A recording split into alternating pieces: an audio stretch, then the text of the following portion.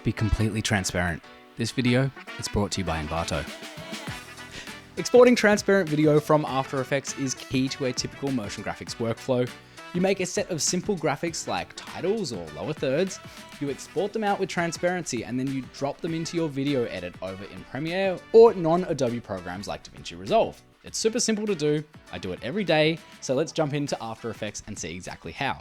Now this is a typical little intro sequence that includes some titles. You can see I built it out over the top of this low-res scratch export of my video footage, and I'm just doing that so that I have references for the position and size of the graphics in terms of our footage. I've also created separate graphics out in their own pre-compositions, so we can either export our whole sequence or each graphic individually for use where we see fit. Either way works. First thing you need to do is check your transparency within the composition itself, and to do that, you toggle this little button down here somewhere underneath the preview window. If you have a section of your frame that is transparent all the way down through the layer stack, then that will show here. In our case, we'll need to turn off our base scratch layer in this composition or switch to one of our pre-comps to see that, like so. So now we've confirmed we do in fact have some transparency to work with. How are we getting that out of After Effects? Well, with the desired composition selected, select File, Add to Render Queue, and then navigate to it in the render queue.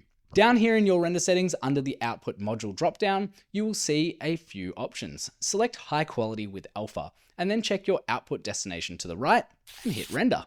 That will now export your video and keep the transparent part of the composition intact so that when you bring it into another platform that works with layers such as Premiere or Resolve, you simply place the transparent one over the top of the solid video layer and Bob's your uncle.